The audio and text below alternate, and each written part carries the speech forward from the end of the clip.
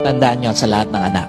Yung tatay na nasa tabi mo ngayon, pag nagkasakit, kahit anong bawi mo, wala nang kwenta yan. Lahat ng masasarap na pagkain ibibigay mo sa tatay mo, pag may sakit na, wala nang kwenta sa kanya yon. Di na niya malalasahan yan.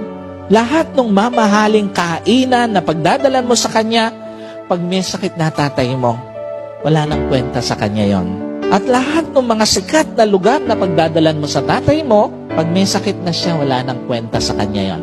Kasi nga ito ang totoo.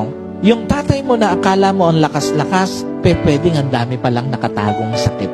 Sa mga anak, yung akala mo ang lakas-lakas ng tatay mo, nakatayo, di mo alam ang dami palang nakatagong sakit.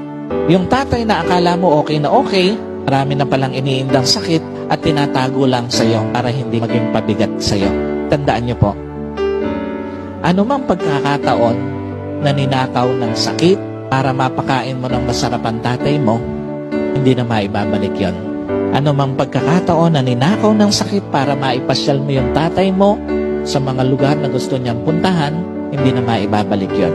At ano mang pagkakataon na ninakaw ng sakit para mapasaya mo tatay mo, hindi mo na maibabalik yon. Ganong kalupit ang sakit kung magnakaw ng pagkakataon sa isang anak para mapahalagahan ng tama yung kanilang magulang.